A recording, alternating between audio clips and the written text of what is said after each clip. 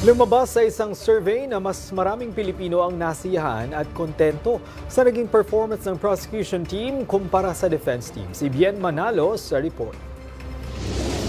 Sa pagsisimula ng impeachment trial proper ni Vice President Sara Duterte, lumabas sa pinakabagong survey ng Tangere na mas maraming Pilipino ang nasiyahan sa paglalatag ng mga ebidensya at mga testigo ng prosecution kaysa sa defense team. Nakuha ng prosecution ang 32% na suporta, 2% mas mataas kaysa sa defense team, habang 38% ng mga respondent ang nananatiling undecided.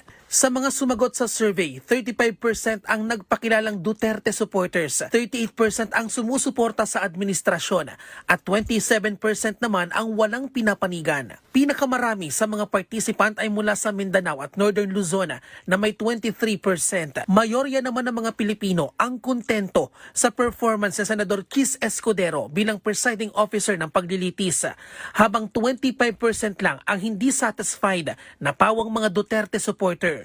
Isinagawa ang survey mula July 7 hanggang July 10 sa pamamagitan ng mobile-based respondent application na may 1,200 na kalahok. Mayroon itong plus-minus 2.77% na margin of error sa 95% confidence level gamit ang stratified random sampling. Nagpapakita lang ito gaano kaimportante itong Senado at yung taong bayan na gusto nilang matapos yung proseso na walang magiging hadlang or legal na problema pagdating dun sa punto na sila na ang korte ay magbibigay na ng kanilang judgment.